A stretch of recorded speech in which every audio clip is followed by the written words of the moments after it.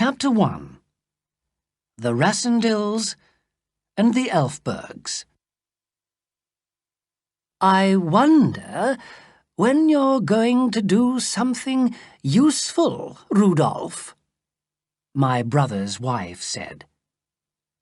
She looked at me crossly over the breakfast table. But why should I do anything, Rose? I answered, calmly eating my egg. I've got nearly enough money for the things I want, and my brother, Robert, is a lord, Lord Burlsdon. I'm very happy. You're 29, and you've done nothing except play about? It's true. We Rassendills are a rich and famous family, and we don't need to do anything. This made Rose angry. Rich and famous families usually behave worse than less important families, she said. When I heard this, I touched my dark red hair. I knew what she meant. I'm so pleased that Robert's hair is black, she cried.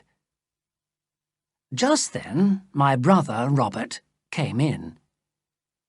When he looked at Rose, he could see that there was something wrong. "What's the matter, my dear?" he said. "Oh, she's angry because I never do anything useful, and because I've got red hair," I said. "Well, I know he can't do much about his hair, or his nose," Rose began. "No, the nose and the hair are in the family," my brother agreed, "and Rudolph has both of them." In the room, there were many family pictures, and one of them was of a very beautiful woman, Lady Amelia, who lived 150 years ago. I stood up and turned to look at it.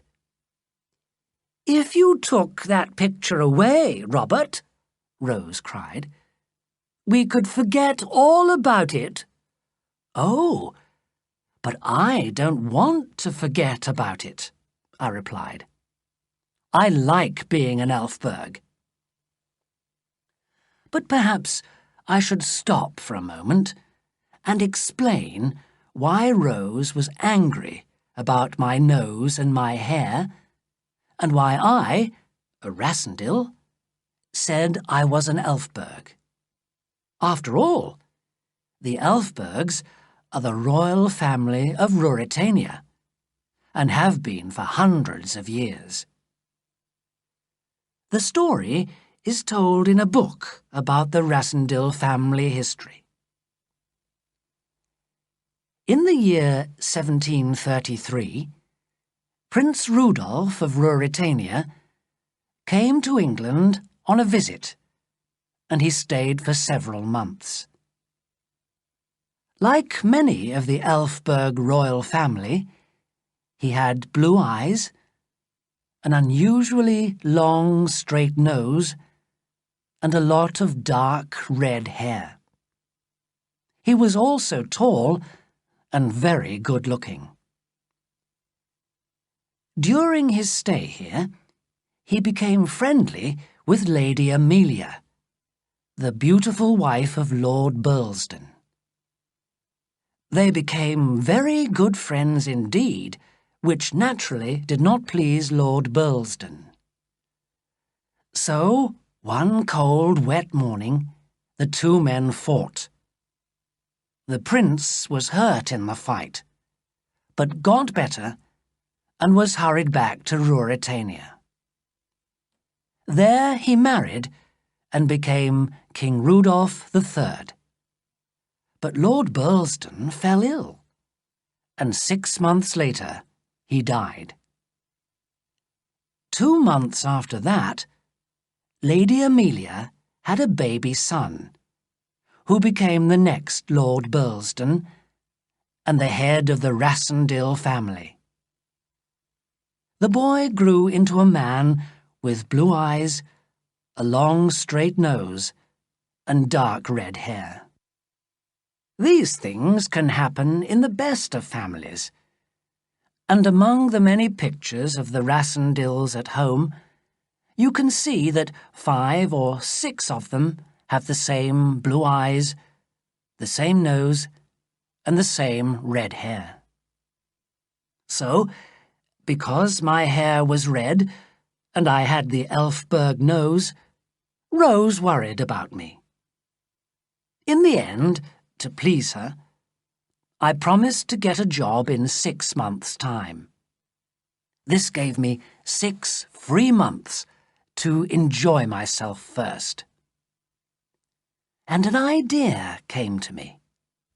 I would visit Ruritania. None of my family had ever been there. They preferred to forget all about the Lady Amelia. But I saw in the newspaper that in 3 weeks the new young king, Rudolph V, would have his coronation. It would be an interesting time to visit the country. I knew my family would not like my going, so I told them I was going walking in Austria.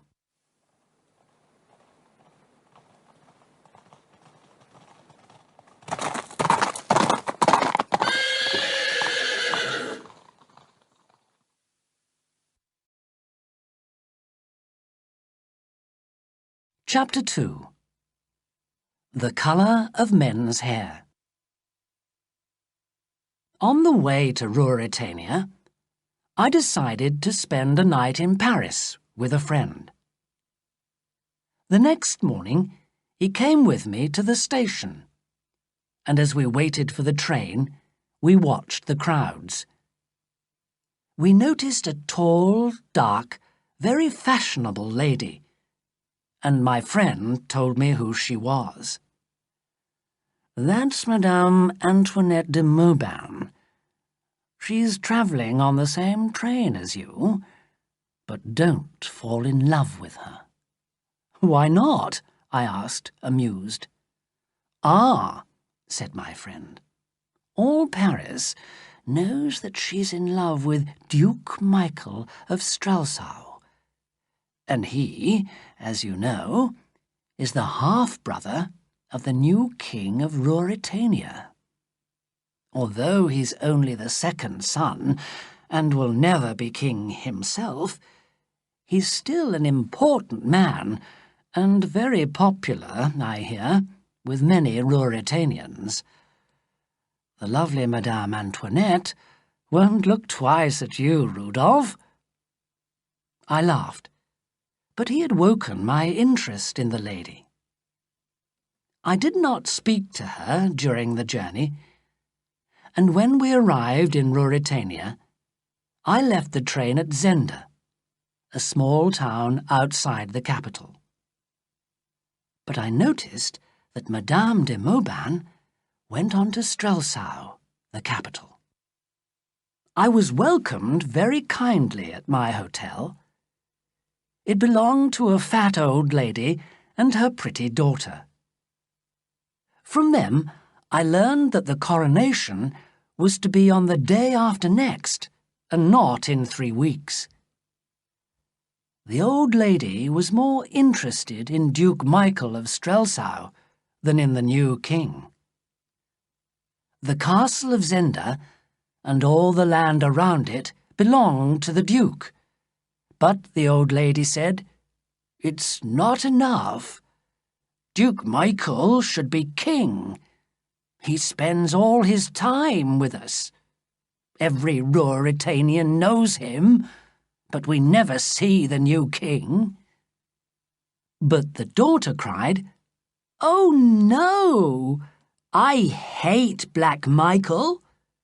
I want a red Elfberg. And the king, our friend Johann says, is very red. Johann works for the Duke, and he's seen the king. In fact, the king's staying just outside Zenda now, she added. He's resting at the Duke's house in the forest, before going on to Strelsau on Wednesday for his coronation. The Duke's already in Strelsau, getting everything ready. They're friends? I asked. Friends who want the same place and the same wife, the pretty girl replied. The Duke wants to marry his cousin, Princess Flavia, but people say she's going to be King Rudolph's wife and the Queen. Just then, their friend Johann entered the room. We have a visitor, Johann, the girl's mother said, and Johann turned towards me. But when he saw me, he stepped back, with a look of wonder on his face. What's the matter, Johann? The daughter asked. Good evening, sir, Johann said, still staring at me. He did not seem to like what he saw. The girl began to laugh. It's the colour of your hair, sir, she explained. We don't often see that colour here. It's the Alfberg red, not Johann's favourite colour. The next day, I decided to walk through the forest for a few miles and take the train to Strelsau from a little station along the road. I sent my luggage on by train, and after lunch, I started out on foot. First, I wanted to see the castle of Zenda, and in half an hour I had climbed the hill to it. There were two buildings, the old one, with a moat around it, and the new modern building. Duke Michael could have friends to stay with him in the new castle, but he could go into the old castle when he wanted to be alone. The water in the moat was deep, and if he pulled up the drawbridge over the moat, no one could get to him. I stayed there for some time and looked at the castle. And then I walked on through the forest for about an hour. It was beautiful, and I sat down to enjoy it. Before I knew what had happened, I was asleep. Suddenly, I heard a voice say, "Good heavens! He looks just like the king." When I opened my eyes, there were two men in front of me. One of them came nearer. "May I ask your name?" he said. "Well, why don't you tell me your names first?" I replied. The younger of the two men said, "This is Captain Sapt, and I am Fritz von Tarlenheim. We work for the King of Ruritania." "And I am Rudolf Rassendyll," I answered, "a traveller from England. My brother is Lord Burlesdon." "Of course! The hair!" Sapt cried. "You know the story, Fritz?" Just then, a voice called out from the trees behind us. "Fritz? Fritz! Where are you, man?" "It's the king," Fritz said, and Sapt laughed. Then a young man jumped out from behind a tree. I gave a cry, and when he saw me, he stepped back in sudden surprise. The King of Ruritania looked just like Rudolf Rassendyll, and Rudolf Rassendyll looked just like the king. For a moment, the king said nothing, but then he asked, Captain? Fritz? Who is this?" Sapt went to the king and spoke quietly in his ear. The king's surprise changed slowly to an amused smile. Then suddenly he began to laugh loudly. "Well met, cousin," he cried. "Where are you travelling to?" "To Strelsau, sir. To the coronation." The king looked at his friends, and for a moment he was serious. But then he began to laugh again. "Wait until Brother Michael sees that there are two of us," he cried. "Perhaps it isn't a very good idea for Mr. Rassendyll to go to Strelsau," Fritz said, worried, and Sapt agreed with him. "Oh, we'll think about the coronation tomorrow," the king said. "Tonight we'll enjoy ourselves. Come, cousin." We returned to the Duke's house in the forest, where we had an excellent dinner. The king called loudly for wine, and Captain Sapt and Fritz seemed worried. Clearly, the king liked his wine a little too much. "Remember, the coronation is tomorrow," warned old Sapt. But the king was only interested in enjoying himself tonight. So we all drank and talked and drank again. At last, the king put down his glass and said, "I've drunk enough." As he said that, old Joseph, the king's servant, came in. He put some very special old wine on the table in front of the king and said, "Duke Michael offers you this wine and asks you to drink it for love of him." "Well done, Black Michael!" the king cried. "Well, I'm not afraid to drink your wine." And he drank every drop of wine in the bottle himself. Then his head fell forward onto the table, and soon afterwards I too remembered no more of that wild evening.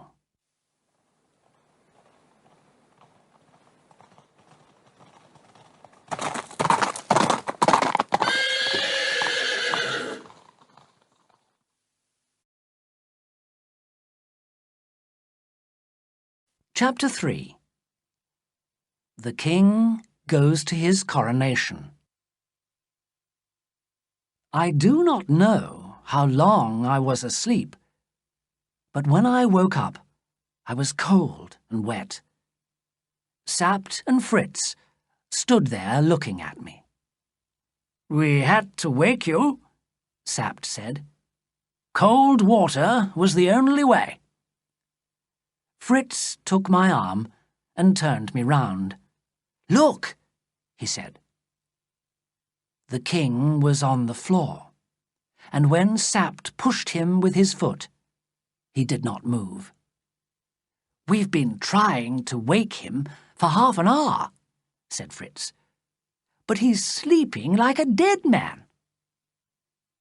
The three of us looked at each other.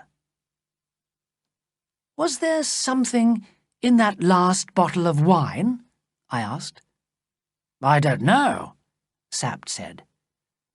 "But if he doesn't get to his coronation today, there'll never be a coronation for him. All Ruritania is waiting for him in Strelsau, and Black Michael with half the army too. We can't tell them that the king is too drunk to go to his own coronation." "You can say he's ill," I said. "Ill?" Sapt laughed angrily. "Everybody will know what that means. He's been ill too many times before. Tell me, do you think somebody put something in his wine? I asked. It was Black Michael, Fritz replied. We all know he wants to be king himself. For a moment or two we were all silent, and then Sapt looked at me. You must go to Strelsau and take his place. I stared at him. You're crazy, man. How can I do that? The king— It's dangerous, I know, said Sapt, but it's our only chance. If you don't go, Black Michael will be king, and the real king will be dead or a prisoner. How could I refuse? It took me 2 minutes to decide. I'll go, I said. Well done, boy, cried Sapt. He went on quickly and quietly. After the coronation, they'll take us to the palace for the night. When we're alone, you and I will leave and ride back here to fetch the king. He'll be all right by then. I'll take him back to Strelsau, and you must get out of the country as fast as you can. But what about the soldiers? Fritz asked. They're Duke Michael's men, and they're coming to take the king back to Strelsau for the coronation. We'll go before the soldiers get here, Sapt said, and we'll hide the king. He picked up the king in his arms, and we opened the door. An old woman, Johann's mother, was standing there. She turned without a word and went back to the kitchen. Did she hear? Fritz asked. Don't worry. I'll make sure she can't talk, Sapt said, and he carried the king away. When he returned, he told us that he had locked the old woman in a room underground. The king and Joseph were hidden in another room underground. Joseph will take care of the king and tell him everything when he wakes up. Come, he went on. There's no time to lose. It's already 6 o'clock. Soon I was dressed in the king's clothes. The horses were ready, and we were on our way. As we rode through the forest, Sapt told me everything that he could about my life, my family, my friends, and the things I liked or did not like. He told me what to do when we got there, and how to speak to different people. He was a wonderful teacher, and I listened hard. One mistake could mean death for all 3 of us. It was 8 o'clock when we arrived at the station and got on the train, and by 9:30 we were in Strelsau. And when King Rudolph V stepped out of the train, the people shouted, God save the king! Old Sapt smiled. God save them both, he said quietly. I only hope we are all alive tonight.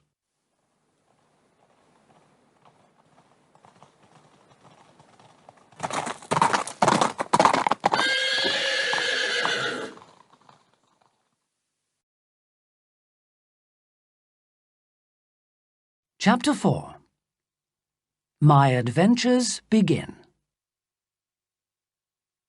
As we made our way to the palace, I began to feel that I really was the king of Ruritania, with Marshal Strackentz, the head of the army, on my right, and old Sapt on my left.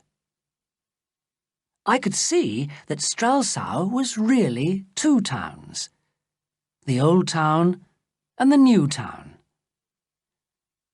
The people of the old town, who were poor, wanted Duke Michael to be their king. But the people of the new town wanted King Rudolph.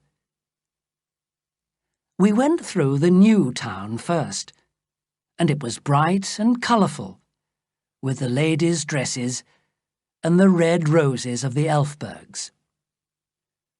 The people shouted loudly for their king as we passed through the streets. But when we came to the old town, the Marshal and Sapt moved nearer to my horse, and I could see that they were afraid for me. "Stay back," I called. "I'll show my people that I'm not afraid of them." Some of the crowd were pleased when they heard this, but most of them watched me in silence. Finally, we reached the great church of Strelsau. I remember very little of the coronation, only two faces.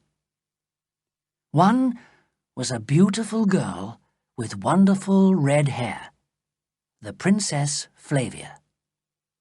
The other was the face of a man with black hair and dark, deep eyes, Black Michael. When he saw me, his face turned white. Clearly, he was surprised and deeply unhappy to see me. The coronation seemed to last for hours, but I managed to say and do all the right things. At last it was over, and I was now the King of Ruritania. As Princess Flavia and I drove back to the palace in an open car, one man in the crowd called out, "When's the wedding?" The princess's face went a little pink when she heard this. After a while, she said, "You seem different today, Rudolph. Quieter and more serious. Are you going to become a more sensible person now?" The princess, I realized, did not think very highly of the king. As for me, I thought the king was a very lucky man. "If that will please you, I'll try to do it," I said softly. The princess's face went pink again. Then she said, "You must be careful of Michael. You know—" "I know," I said, "that he wants what I have, and also what I hope to have one day." As I spoke, I looked at her, and she smiled at me prettily. I wonder what the king's doing now, I thought. The royal dinner went on for a long time, but at last Fritz, Sapt, and I were alone in the king's dressing room. "You did well," Fritz said, "but Rassendyll, be careful. Black Michael looked blacker than ever today, because you and the princess had so much to say to each other." "She's very beautiful," I replied. "Come on," Sapt cried. "There's no time for that now. We must leave for Zenda at once to find the king. If we're caught, we'll all be killed. Black Michael has had a letter from Zenda, so perhaps he knows already. Don't unlock the door, Fritz, while we're away, or you'll be a dead man. Say the king must be left alone to rest. Now, come on. The horses are ready." Fritz and I shook hands. Then I covered my red hair and most of my face. Sapt and I left the room by a secret door, and we found ourselves outside, at the back of the palace gardens. A man was waiting there with 2 horses. Soon we left the town behind us, and we were out in the country. We rode like the wind, and by 10 o'clock had come to the edge of the forest of Zenda. Suddenly, Sapt stopped. "Listen," he said quietly. "Horses behind us. Quick, get down.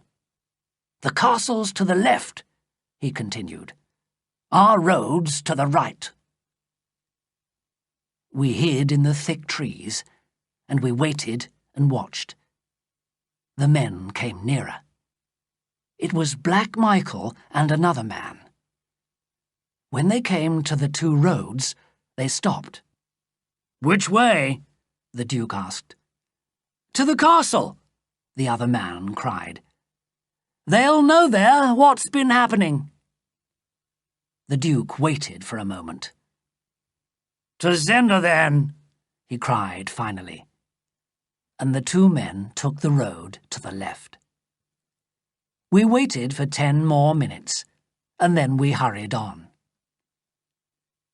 When we arrived at the house in the forest, we ran to the underground rooms. The one where Sapt had locked up the old woman was empty. She had escaped. The other room was locked. Sapt's face was white with fear. Between us, we broke down the door and ran in.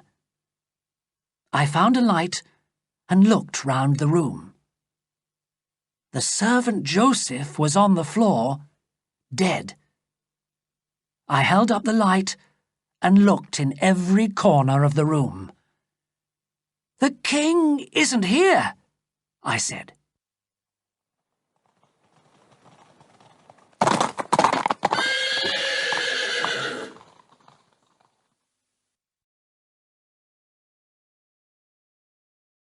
Chapter 5. His Majesty returns to Strelsau. It was 1 o'clock in the morning. For a few minutes we said nothing. Then Sapt cried, "The Duke's men have taken the king prisoner." "Then we must get back and wake everyone in Strelsau," I cried. "We must catch Black Michael before he kills the king." "Who knows where the king is now?" Sapt answered. Then suddenly he began to laugh. "But we've given Black Michael a problem," he said. "Yes, my boy, we'll go back to Strelsau. The king will be in his palace in Strelsau again tomorrow." "No!" I cried. "Yes," Sapt answered. "It's the only way to help him. Go back and take his place for him." "But the Duke knows." "Yes, but he can't speak, can he? What can he say? This man isn't the king because I've taken the real king prisoner and murdered his servant? Can he say that?" "But people will soon realize I'm not the real king," I said. "Perhaps, perhaps not," said Sapt. "But we must have a king in Strelsau, or Michael will ride in tomorrow as the new king. Listen, boy, if you don't go back to Strelsau, they'll kill the king. And if you do go back, they can't kill the king, because if they kill him, how can they ever say that you're not the real king? Don't you see?" he cried. "It's a dangerous game, but it gives us a chance of winning."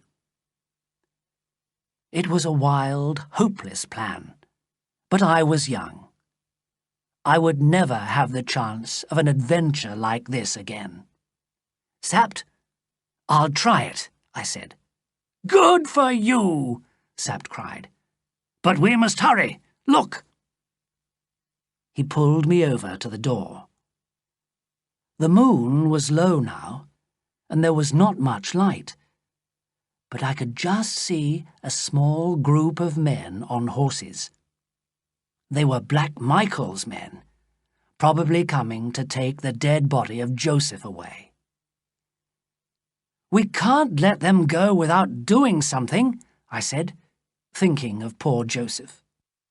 Right, Sapt agreed. We ran out of the back of the house and quickly got onto our horses. Silently, we waited in the darkness, and then we galloped round the house and straight into the group of men. Between us, we killed 3 of them.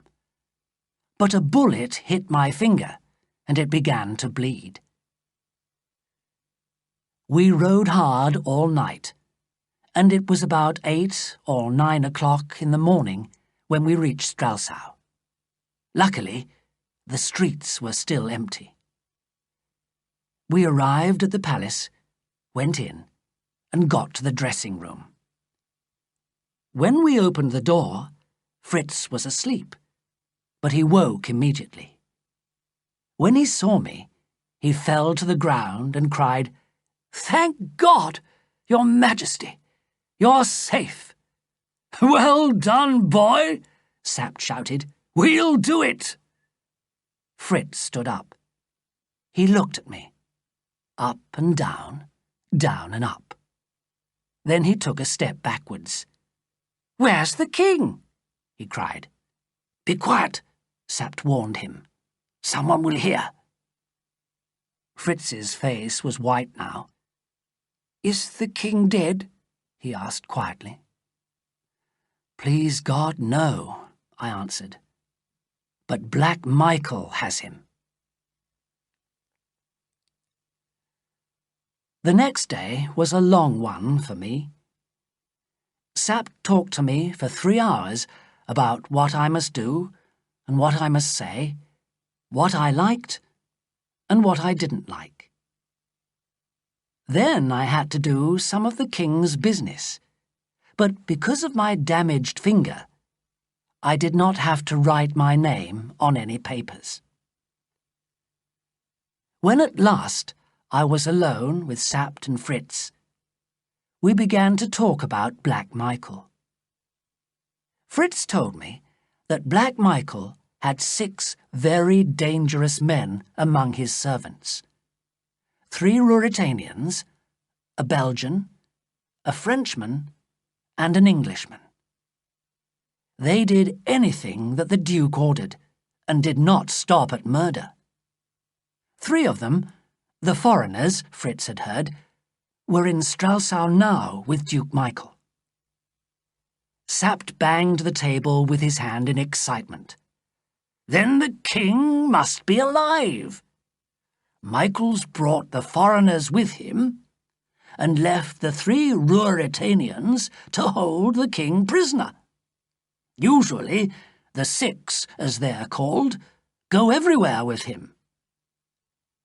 Fritz wanted to do something immediately about Black Michael and his men, but Sapt and I realized that we could not do anything openly. "We'll play a waiting game, and let Michael make the first move," I said. And so I continued as King of Ruritania. In order to help the real king, I tried to make myself popular with the people. I went riding through the streets, smiling and talking to everybody. I also went to visit the Princess Flavia. The king's officials had told me that the princess was very popular, and the people hoped that she would become my wife. It was easy for me to pretend to be in love with the princess. Too easy. Those beautiful eyes and that lovely smile were stealing my heart. Here was my greatest danger. I was pretending to be another man, but losing my own heart. On my first visit, we sat together for a long time, talking of this and that. When I got up to leave, Princess Flavia said, "Rudolph, you will be careful, won't you? You have enemies, as I'm sure you know. And your life is very important to Ruritania." "Only to Ruritania?" I asked softly. "And to your loving cousin," she answered quietly. I could not speak. I took her hand in mine. Then, with a heavy heart, I left. Of course, I made many mistakes in my new life as king. But I managed to talk my way out of them, with luck, and with help from Fritz and Sapt. It was like living on a knife edge. Once, I met my brother Michael in the princess's house. We smiled and talked politely, but I could see the anger in his black eyes.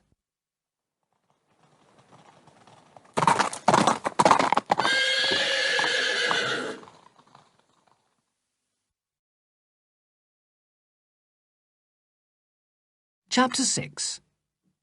An Adventure with a Tea Table. One day, Sapt brought me some news. He had found out where the king was. Duke Michael was holding him prisoner somewhere in the castle of Zenda. Sapt also brought me a letter. It was in a woman's handwriting.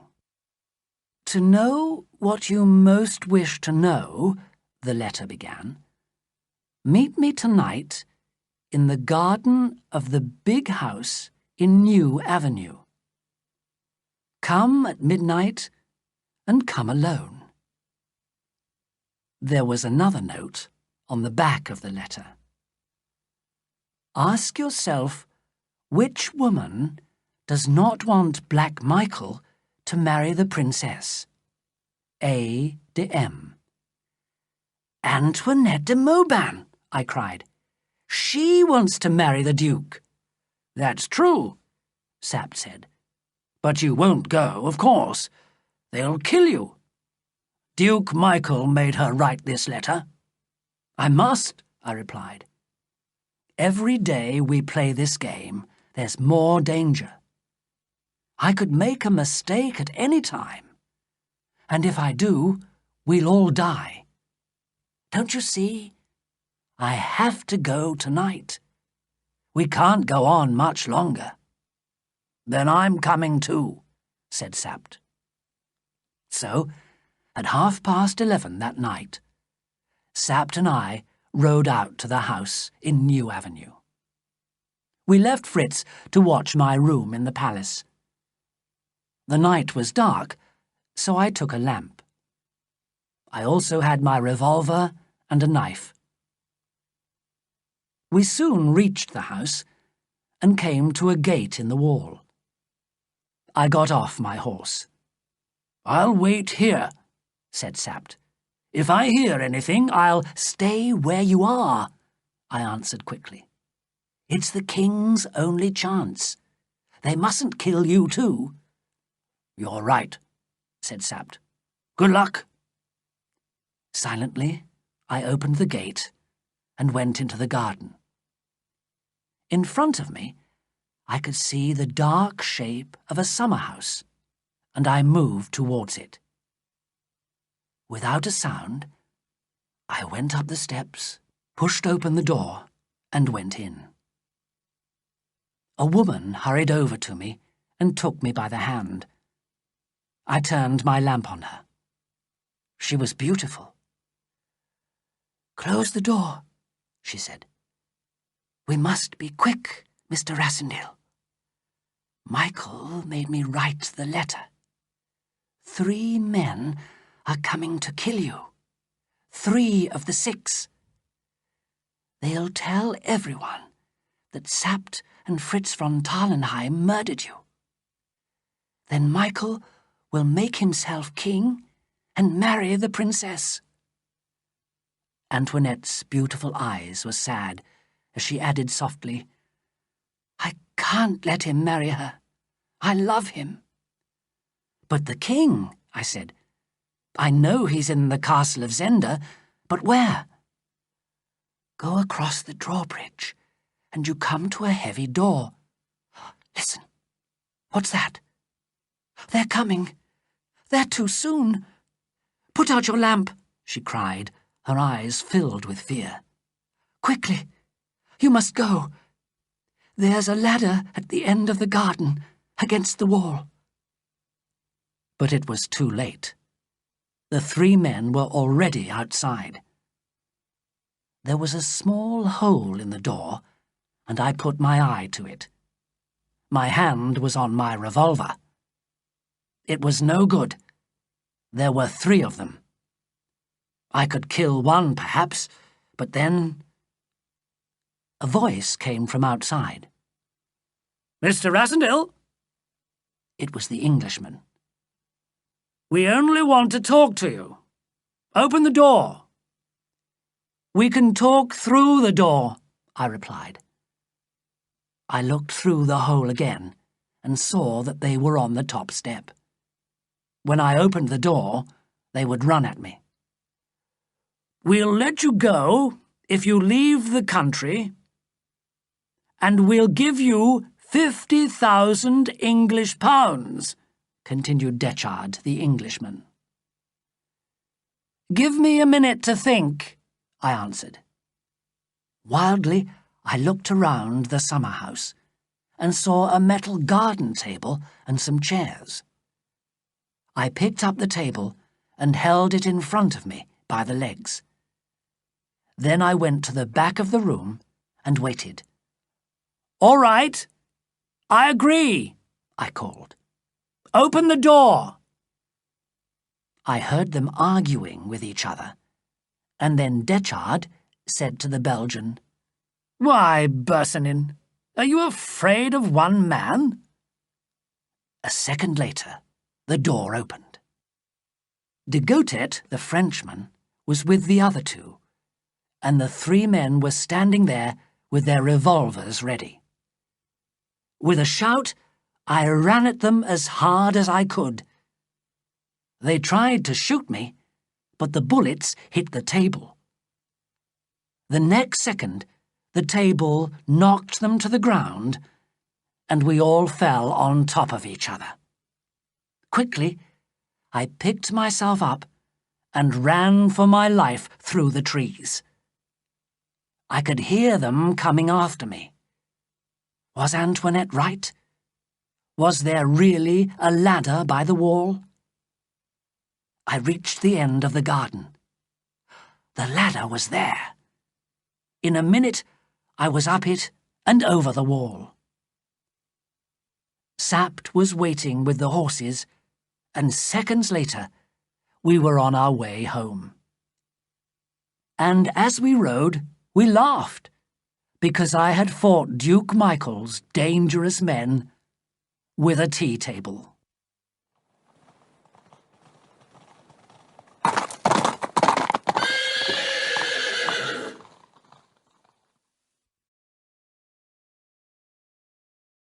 Chapter 7.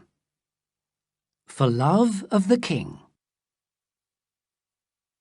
Every day, I was sent a secret report by the Chief of Police, and the next afternoon, I was playing cards with Fritz when Sapt brought it in.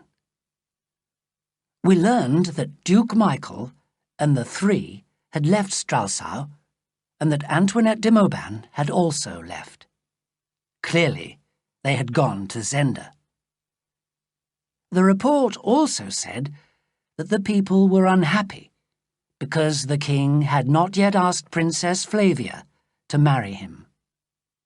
"Yes," said Fritz, "it's true. I've heard that the princess loves the king, and she's very sad." "Well," Sapt informed us, "I've arranged a dance at the royal palace this evening for the princess." "Why wasn't I told?" I asked angrily. But Sapt continued. Everything is arranged, and tonight you must ask the princess to marry you. No, I'll do nothing to hurt her, I cried. All right, my boy, Sapt smiled gently. Just say something nice to her then. Remember, she thinks you're the king, and we don't want her to be angry with him, do we? I understood, of course. If the king was saved, then Flavia must marry him. If he was not saved, then Sapt would ask me to stay and marry the princess. Duke Michael must not be king. The dance was wonderful. Flavia was beautiful, and I danced with her again and again. Everyone could feel our happiness. I forgot about the crowd of rich, colourful people who were watching us. I had eyes only for my beautiful Flavia.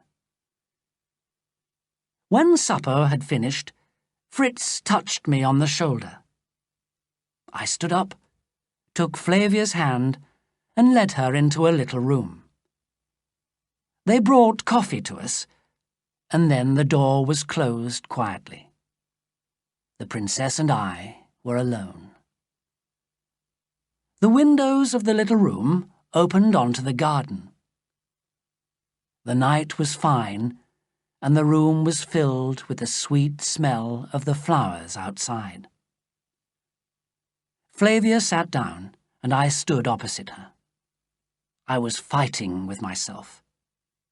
But then she looked at me, and I was lost.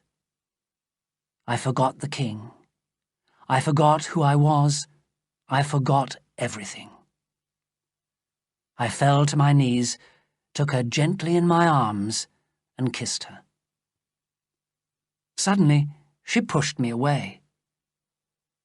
Is it true? Do you really love me? She cried. Or is it because you're the king and you must marry me? No, I answered quietly. I love you more than my life. Flavia smiled. Oh, why do I love you now?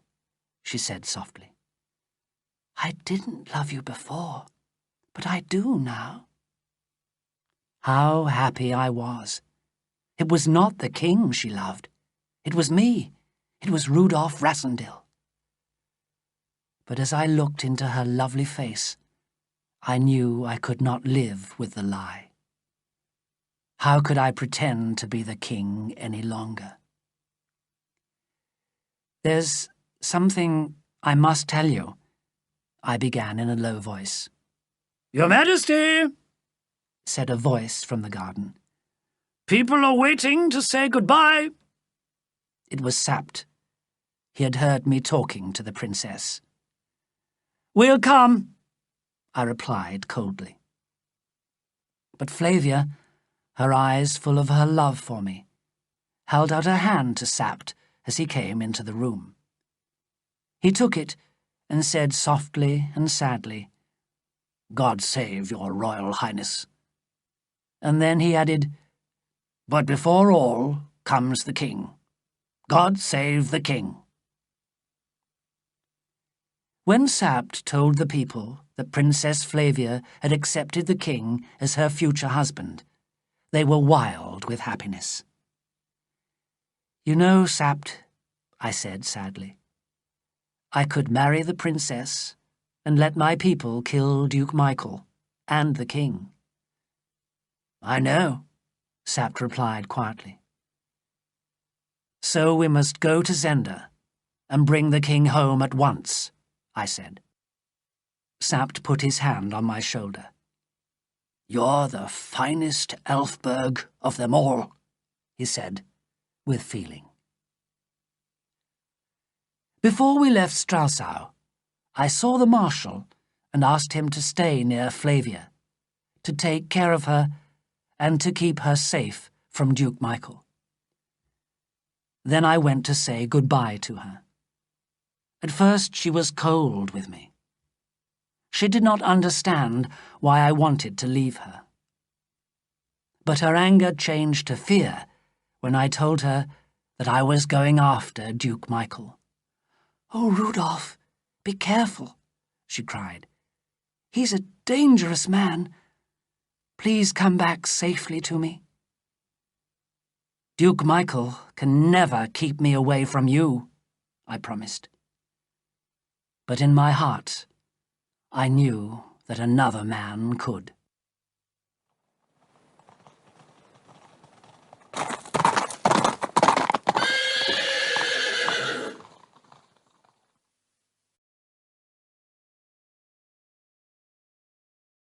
Chapter 8.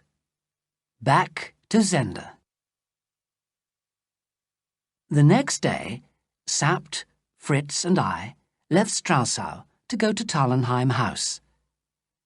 This fine, modern house belonged to Fritz's uncle and was near the castle of Zenda.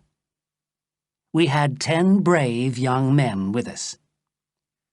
Sapt had told them that a friend of the king's was a prisoner in the castle of Zenda, and that the king needed their help. Michael, of course, knew of my arrival. But I was sure he did not understand why I had come. He would think that my plan was to kill him and the king, and marry the princess myself. So I had not been in the house an hour when he sent 3 of the 6 to me.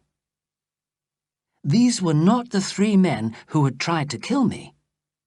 This time, he sent the 3 Ruritanians, Lauengram, Krafstein, and young Rupert of Hentzau. "Duke Michael is very sorry that he can't welcome you himself," explained Rupert of Hentzau. "But sadly, he's ill at the moment." "I hope that my dear brother will soon be better," I replied with a smile. Rupert threw back his head, shook his black hair, and laughed. He was a good-looking young man. People said he had broken many hearts already. "Oh, I'm sure he will," he answered. That evening, instead of having dinner at the house, Fritz and I went to the little hotel in the town of Zenda where I had stayed before. "Ask for a room where we can dine alone," I said to Fritz. "And ask the pretty girl to bring our food." I covered my face, and the girl came and put the wine down on the table. When she turned to go, she looked at me, and I let her see my face. "The king!" she cried. "You were the king! Oh, I'm sorry, sir. I'm sorry. The things that we said!" "Forget that now," I answered. "You can help me. Bring our dinner, but tell no one that the king is here." She came back in a few minutes, looking very serious. "How's your friend Johann?" I began. She looked surprised. "Oh, we don't see him very often now," she answered. "He's very busy at the castle." "But you could get Johann to meet you tomorrow night, couldn't you? At 10 o'clock, perhaps? On the road out of Zenda?" "Yes, sir." "You're not going to hurt him?" "Not if he does what I say. Go now, and say nothing about this."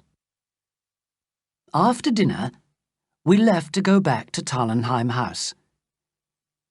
We had almost reached it when we saw Sapt running to meet us. "Have you seen them?" he cried. "Who?" I asked. "Duke Michael's men.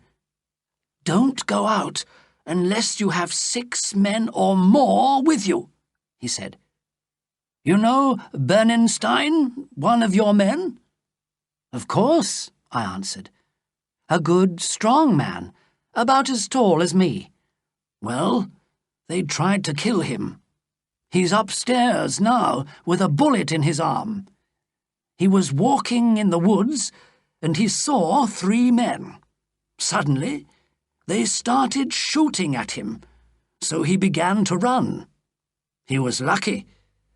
They were afraid to come too near the house, so he escaped. But it was you they wanted to kill. Sapt, I said, I promise I'll do one thing for Ruritania before I leave it. What's that? Asked Sapt. I'll kill every one of the 6. Ruritania will be a better place without them.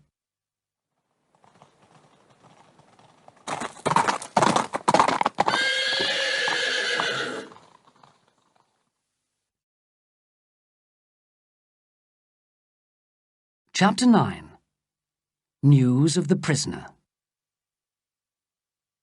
The next morning, I was sitting in the garden in the sun when suddenly I saw young Rupert of Hentzau on horseback coming through the trees towards me.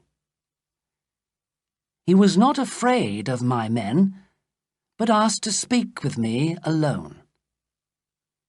He said he had a message for me from the Duke of Strelsau. I asked my friends to move away, and Rupert came and sat down near me. Rassendyll, he began. The Duke, don't you know how to speak to the king? I asked. Why pretend with me? Because it isn't finished yet. Well, I'm here because I want to help you. Then give me the message. What does the Duke want? I asked. He wants you to leave. He'll take you safely out of the country and give you £100,000. I refuse, I replied immediately. Rupert laughed. I knew it, he cried.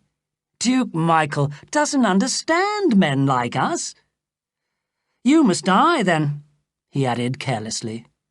Yes, I answered, but you won't be alive to see me die. I laughed. How's your prisoner? I added. Alive, he replied.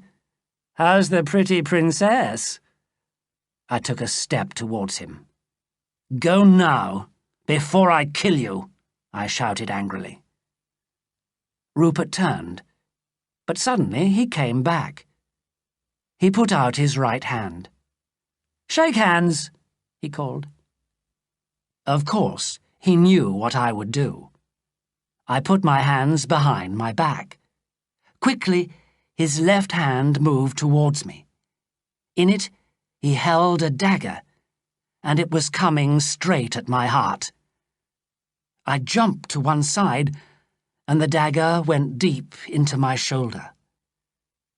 Before my friends could do anything, Rupert of Hentzau was on his horse and galloping through the trees.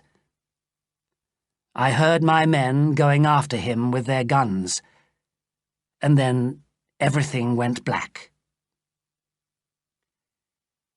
When I awoke, it was dark, and Fritz was at my bedside.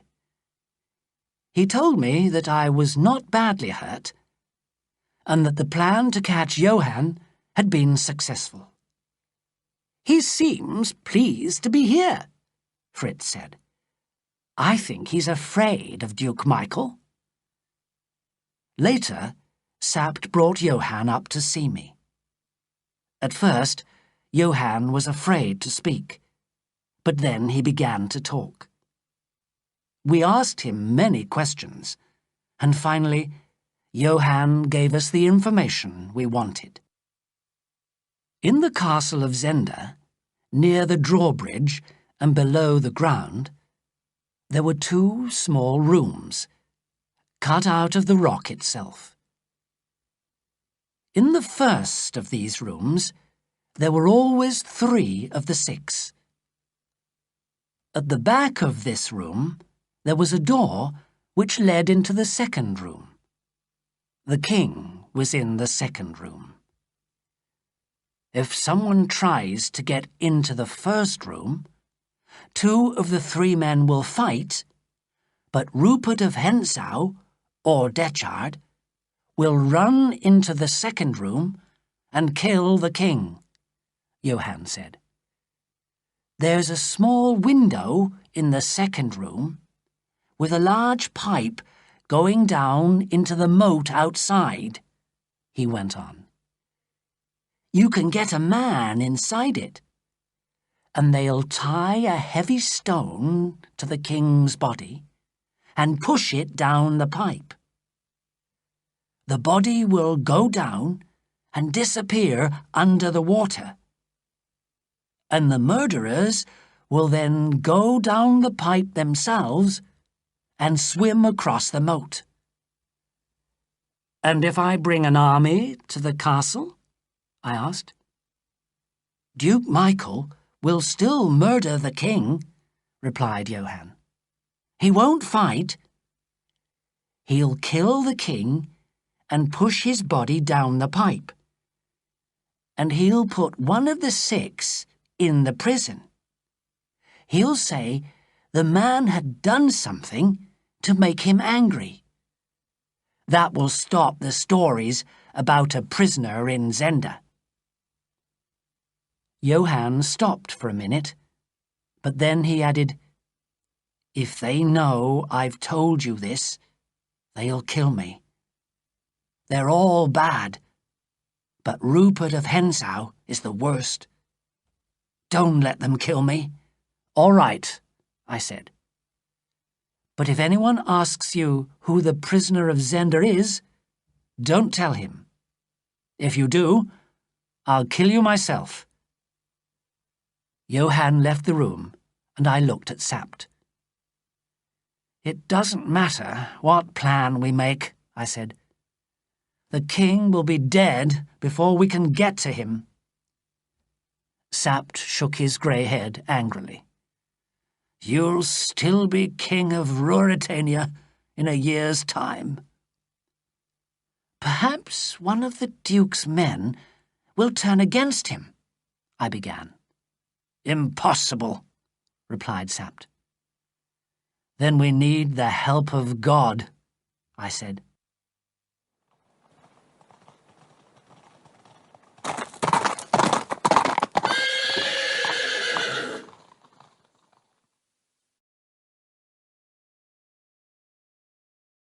Chapter 10. A Night Outside the Castle. I wanted Duke Michael to think that I was still very ill. So we told the newspapers that the king had had a very serious accident.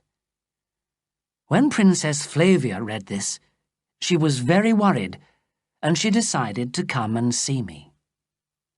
The marshal could not stop her, and although I was afraid for her, I was excited at the thought of seeing her again.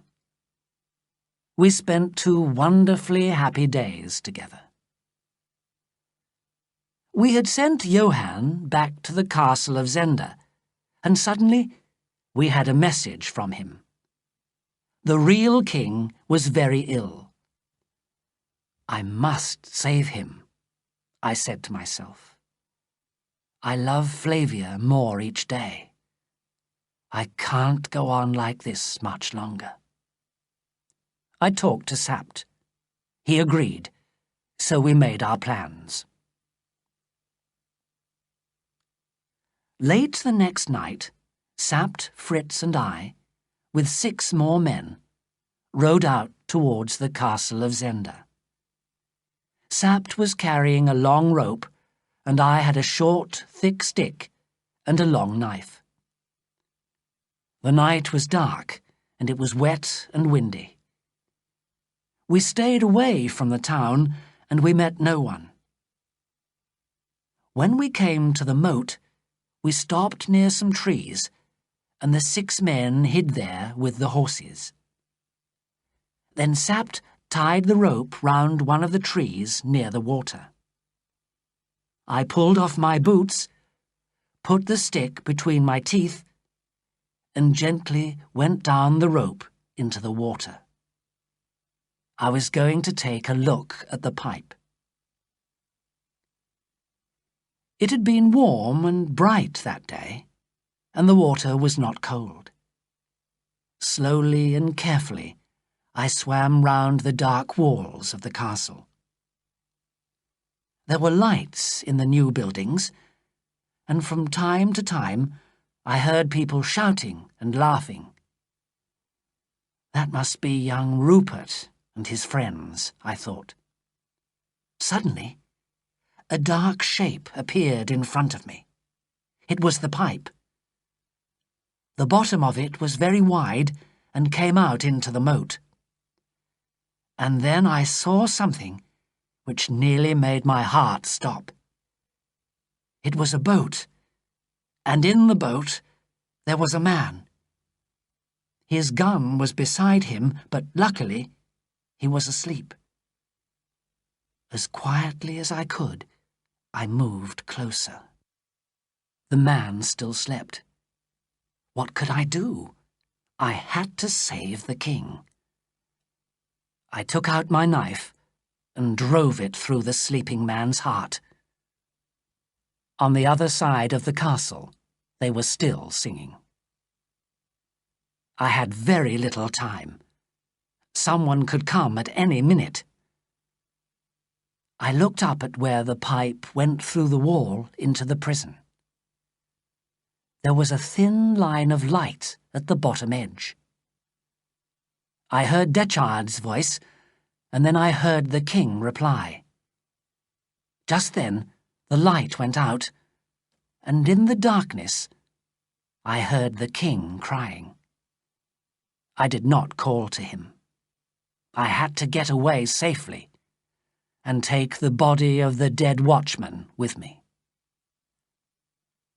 I climbed into the boat and began to go back to where my friends were. No one could hear me because the wind was strong. But from somewhere behind me, I heard a shout. Someone was calling to the watchman. I reached the side of the moat where Sapt and Fritz were waiting. Quickly, I tied the rope round the man's body, and Sapt and Fritz pulled it up. Then I climbed up the rope myself.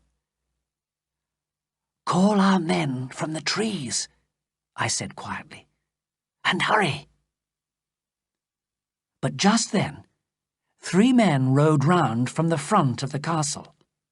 Luckily, they did not see us, but they heard our 6 friends riding out of the trees, and with a shout, they galloped towards them. Seconds later, we heard the sound of shots, and I ran to help our men. Sapt and Fritz followed. "Kill them!" cried a voice. It was Rupert of Hentzau. "Too late! They've got both of us!" cried another voice. "Save yourself, Rupert!" I ran on, holding my stick in my hand. Suddenly, through the darkness, I saw a horse coming towards me. I jumped at the horse's head and saw the man's face above me. "At last!" I shouted. "Rupert of Hentzau!" He had only his sword, and my men were coming at him from one side, and Sapt and Fritz from the other. Rupert laughed. "Ha! It's the play actor!" he cried, and with his sword he knocked my stick from my hand. Then he turned his horse, galloped to the moat, and jumped into the water with our bullets flying round his ears. Our men tried to shoot him in the water, but it was dark, there was no moon, and we lost him. We had killed 2 of the 6, Lauengram and Krafstein, but I was angry. 3 of our brave friends were also dead, and we carried them home with a heavy heart. and I did not like to hear Rupert call me a play actor. Of course, Michael and I could not let the people know that we were enemies. So in the daytime, it was safe to be in the town of Zenda. One day, soon after our night outside the castle, Princess Flavia and I were riding through the town when we saw a group of people dressed in black going to the church. Rupert of Hentzau was with them, and when he saw us, he turned his horse and came towards us. "It's the funeral of my dear friend, Lauengram," he said, in answer to our question. "I'm sorry your friend is dead," I said to him. "And I'm sorry too," Flavia added, her beautiful blue eyes sad. Rupert looked at her and smiled. Then he turned and rode away. Although I was angry because he had smiled at Flavia, I went after him. "You fought bravely the other night," I said, "and you're young. Help me save the king, and I'll help you." But Rupert was not interested. "No," he answered. "But if they were both dead, the king and the duke, then you could be king and marry your princess, and I could be rich and have the woman I want." "Antoinette de Mauban?" I asked carelessly, trying not to show my interest. "Yes," replied Rupert. "I hate the Duke. She loves him, not me." Angrily, he joined the funeral group again. Strangely, when we returned home, there was a message for me from Antoinette herself. "I helped you once. Help me now. Save me from this terrible place. Save me from these murderers." I was sorry for her, but what could I do?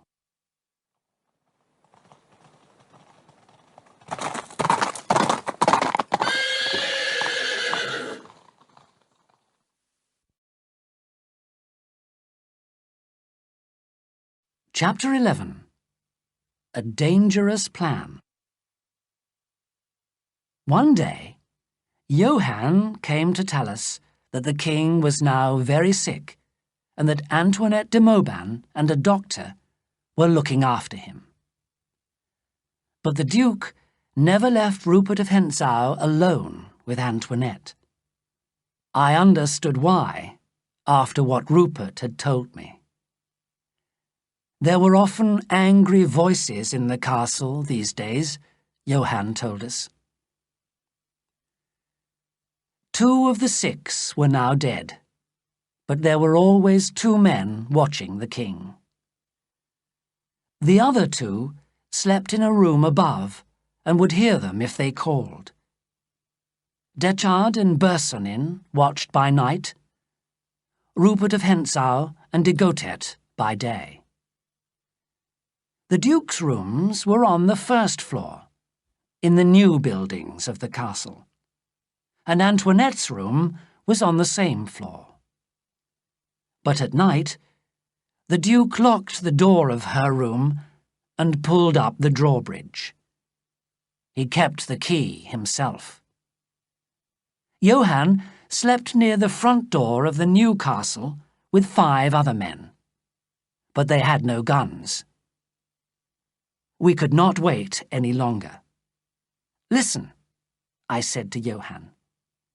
"I'll make you rich if you do what I say." Johann agreed. "You must take this note to Madame de Mauban," I said, "and tomorrow, at 2 o'clock in the morning, you must open the front door of the new castle. Tell the others that you need air or something, and then escape." Johann was clearly afraid, but he seemed to understand. I explained my plan to Sapt and Fritz. "When Johann opens the front door," I said, "Sapt and his men will run into the castle and hold the men who are sleeping there. At the same time, Antoinette will scream loudly again and again. She'll cry, 'Help! Help me, Michael!' And she'll shout Rupert of Hentzau's name. Duke Michael will hear, and he'll run out of his room straight into the hands of Sapt. Sapt will get the key from the Duke and let down the drawbridge. Rupert and de Gotet will hear the noise and hurry to cross the drawbridge. I'll hide by the bridge in the moat, and when they try to cross, I'll kill them. Then we'll hurry to the room where the king is and kill Detchard and Bersanin before they have time to kill the king." The others listened in silence. It was a very dangerous plan, and I did not really think it would work, but we had to try. That evening, I went to visit Flavia. She seemed very thoughtful, and as I was leaving, she placed a ring on my finger. I was wearing the king's ring, but I took off my Rassendyll family ring and gave it to her. "Wear this for me, always," I said. She kissed the ring and replied seriously, "I'll wear it until the day I die." And then I had to leave her.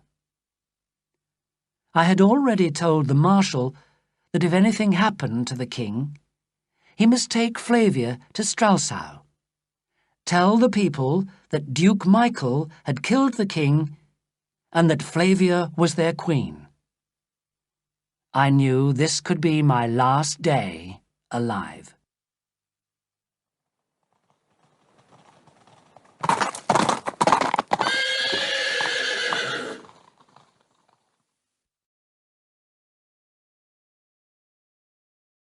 Chapter 12. The Prisoner and the King. We needed bad weather, but it was a fine, clear night. At midnight, Sapt, Fritz, and their men left and rode quietly through the woods towards the castle. If everything went well, they would get there at 1:45 and wait for Johann to open the front door. If Johann did not open the door, Fritz would come round to the other side of the castle to find me. If I was not there, then I was dead, and the king too. Sapt and his men would go back to Tallenheim House and return with the Marshal and more men to get into the castle. So, half an hour later, I too left Tallenheim. I took a shorter way than Sapt, and when I reached the moat, I hid my horse in the trees, tied my rope round a strong tree, and let myself down into the water. Slowly, I began to swim along under the castle walls. Just after 1:45, I came to the pipe and waited quietly in its shadow. Light was coming from Duke Michael's window opposite me across the moat, and I could see into the room. The next window along, which Johann had said was Antoinette's room, was dark. Then the Duke's window opened, and Antoinette de Mauban looked out. Behind her, there was a man. Rupert of Hentzau. What was he doing in the Duke's room, I wondered. Rupert tried to put his arm round Antoinette, but she moved quickly away. At that moment, I heard the door of the room open, and then the angry voice of Duke Michael. "What are you doing here?" he cried.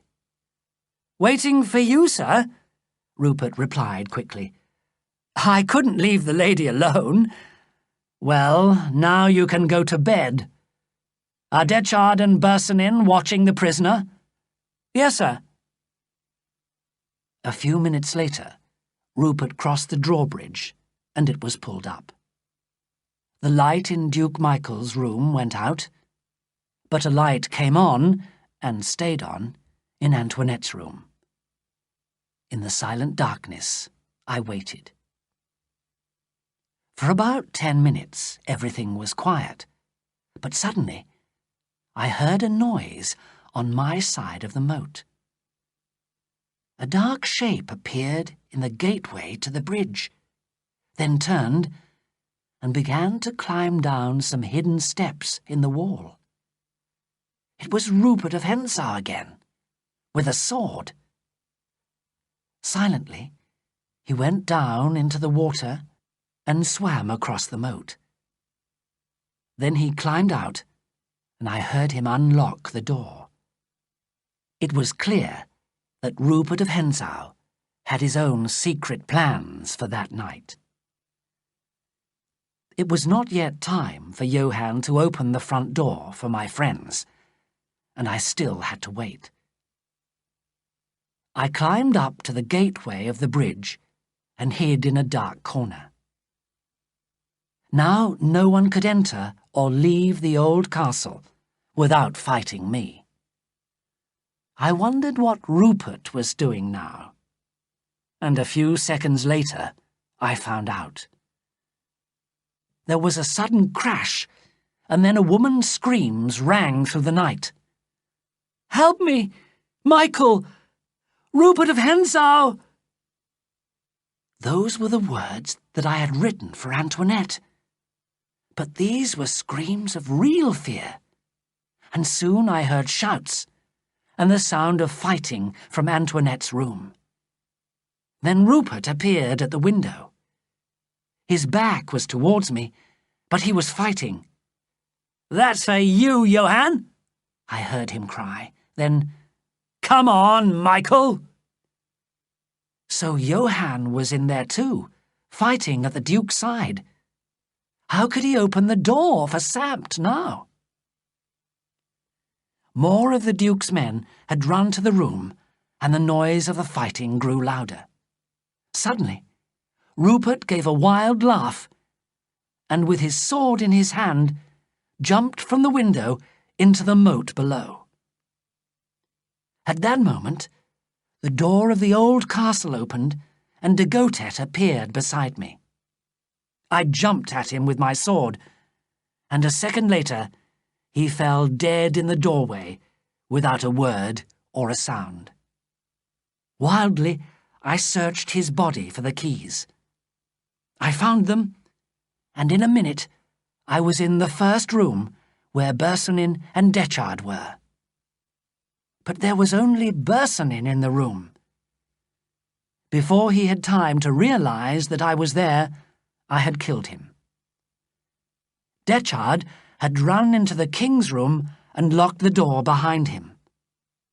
I ran at it to break it down. But would I be in time? Was the king already dead? The king was standing helplessly by the wall. But the doctor was also in the room, and the brave little man had thrown himself at Detchard. He gave his life for the king, because, as I entered, Detchard pulled himself free and drove his sword into the doctor's side. Then, with an angry shout, Detchard turned to me. We fought long and hard. Detchard was an excellent swordsman, and I was growing tired. He drove me back against the wall, gave me a deep cut in the arm, and began to smile. In a second, he would kill me. Suddenly, the king realized who I was. "Cousin Rudolph!" he cried. Then he picked up a chair and threw it at Detchard's legs. The Englishman, jumping to one side, turned his sword against the king, and with a cry, the king fell to the ground. Detchard moved towards me again, stepped in the doctor's blood on the floor, and fell to the ground himself. I had him. A second later, his body lay across the dead doctor. But was the king dead? I had no time to find out, because just then I heard the noise of the drawbridge coming down. And that wild cat, Rupert of Hentzau, was still alive. The king must wait for help, while I fought his enemies. I ran out of the room and up the steps towards the drawbridge. And then I heard the sound of laughter. Rupert of Hentzau was laughing. He was standing alone in the middle of the bridge. In the gateway, on the far side, stood a group of the Duke's men. They seemed too frightened to move. "Come out, Michael, you dog!" Rupert shouted. But a woman's wild cry answered him. "He's dead! He's dead!" The men in the gateway moved to one side, and a woman came forward. Her face was as white as her long dress, and her dark hair lay over her shoulders. In her hand, she held a gun. The shot rang out, but she missed. Rupert laughed. Again, Antoinette de Mauban faced him, her gun ready. But before she could shoot, Rupert jumped over the side of the bridge and down into the moat below. At that moment, I heard the sound of running feet inside the new castle, and the welcome voice of my old friend, Captain Sapt. Then I knew that the king was safe and needed me no more. I ran out onto the bridge and jumped down into the moat. I had business to finish with Rupert of Hentzau. I swam hard and caught up with him round the corner of the old castle. He had found my rope, climbed out of the moat, and was already running towards the trees where I had left my horse. I ran after him as fast as I could. He turned and saw me and called out, laughing, "Why, it's the play actor!" But then, with a cry of surprise, he found my horse, and in a minute he was on its back. "Get down!" I shouted. "Stand and fight like a man!" He turned, waiting for me, and I ran at him with my sword. For a few minutes we fought wildly. Blood ran from his face where I had cut it, but I had fought too many fights that night. He would surely kill me now. I was saved by Fritz, who came galloping round the castle to find me. When Rupert saw him coming, he knew he had no chance. "Goodbye, Rudolf Rassendyll," he called. "We'll meet again." And he rode away into the forest, laughing and singing, and still alive. I fell to the ground. Blood was running again from the cut in my arm, and I could not stand. Fritz jumped down from his horse and lifted me in his arms. "Dear friend," he said, "thank God I found you. When Johann did not come, we had to break down the castle door. We were afraid we would be too late." "And the king?" I said. "Thanks to a very brave Englishman," Fritz said gently, "the king is alive."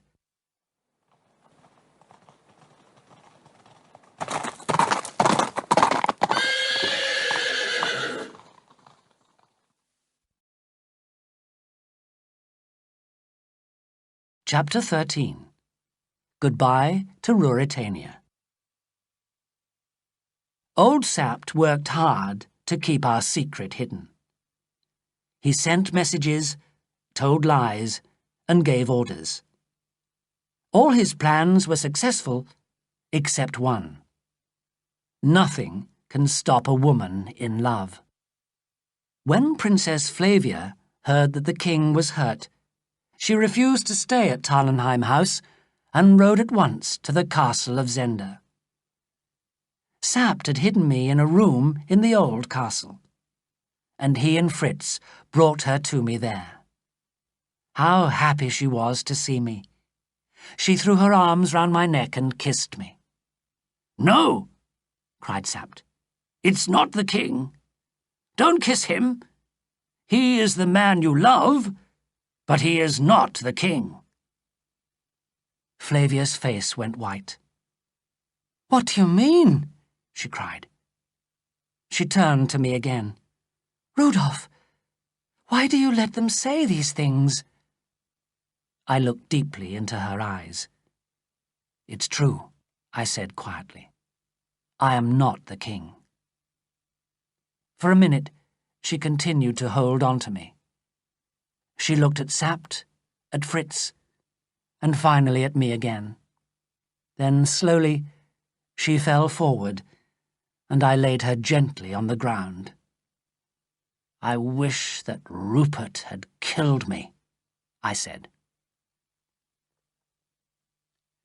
I saw the king once more. He thanked me, and I gave him back the royal Alfberg ring. If he noticed Flavia's ring on my finger, he said nothing. We both knew that we would never meet again. Before I left Ruritania, Princess Flavia asked to see me again, and Fritz took me to her. They had told her everything. We had so much to say, and so little to say. A princess is not free to choose who to love. "Flavia," I said, "I love you. I'll love you until the day I die." As I walked away, I heard her say my name again and again. "Rudolph, Rudolph." I can hear it now. I live quietly now, but every year Fritz and I meet in a little town outside Ruritania. There he gives me news of the Queen of Ruritania, the wife of King Rudolph V. And every year he brings me a red rose and a note with the words written, "Rudolph, Flavia, always." And I send her a red rose with the same message. Shall I ever see her again? Who knows?